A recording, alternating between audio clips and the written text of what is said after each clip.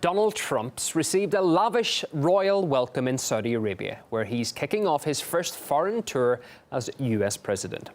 And he's wasted no time getting down to business, heading straight to a meeting where he signed a number of defense and business deals totaling in excess of $380 billion, including an arms deal worth $110 billion. Trump is the first American president to make Saudi Arabia, or indeed any Muslim-majority country, his inaugural stop overseas, and says he's pleased with the progress so far. Hundreds of billions of dollars of investments into the United States and jobs, jobs, jobs. So I would like to thank all of the people of Saudi Arabia. Caleb Maupin has more now on what else the American leader hopes to gain from the visit.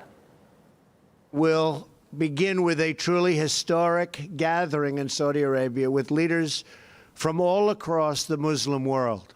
What happened? Of all the countries to visit, why is Saudi Arabia Trump's first choice? We will begin to construct a new foundation of cooperation and support for young Muslims in their countries. Humanitarian groups supporting Donald Trump on this point and urging him to bring up other issues while he's in Saudi Arabia.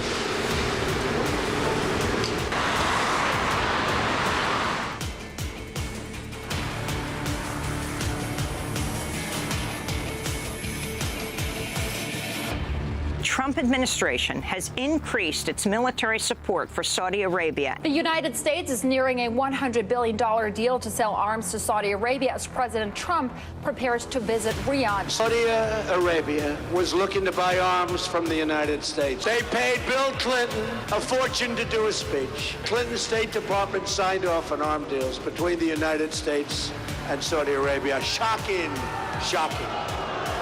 Saudi Arabia is preparing to cement ties with President Trump by making unprecedented investments in the U.S. Plan to spend as much as $40 billion on U.S. infrastructure. I feel badly for everybody. What am I going to do? I'm a businessman. That's what I'm supposed to do. That's what I'm supposed to do. Now, let's face it. Is Donald Trump really going to Saudi Arabia to serve some noble purpose? Donald Trump calls himself a businessman. And what's more important to businessmen than money? Caleb Maupin, RT, New York. Well, human rights groups are laying into Trump for choosing to head to Riyadh first. Amnesty International says the trip could embolden the Gulf state and encourage further rights violations. It also claims Saudi Arabia uses dubious accusations of terrorism as an excuse to persecute critics. Well, let's get into this visit and the implications of it all more, because I'm joined live by geopolitical analyst Sharmeen Narwani now. Welcome to the programme. So there we have it. Trump has just signed, $110 billion worth of an arms deal with the Saudis. How do you think this is going to be received in the US and perhaps more pertinently in the wider international community?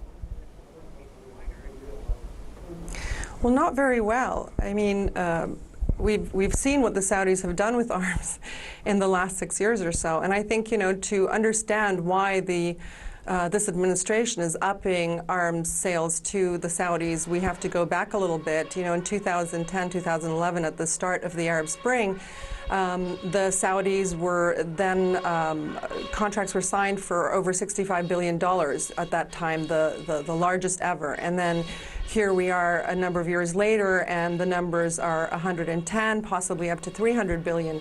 And the reason behind this is basically after the failures of the U.S. interventions in Iraq and invasions of Afghanistan, the Americans were no longer willing to sacrifice blood and treasure. And moving forward, they were going to use local proxies to fight their wars. And Saudi Arabia is willing and able to rally to fight wars in Syria and in Iraq and in Yemen on behalf of the American administration, but unfortunately to no avail. These are not winnable wars. Yeah. And at this point, I think that Trump is looking at them as a cash cow.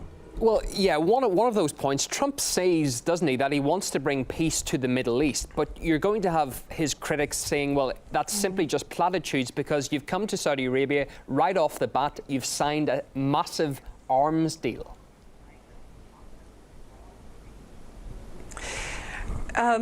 Peace is a relative term. What do the Americans and what does the Trump administration mean by peace, for starters? You know, I think peace means the status quo. Status quo, that means the Americans continue to exercise, excuse me, hegemony over the region, and that's not possible with an empire in decline.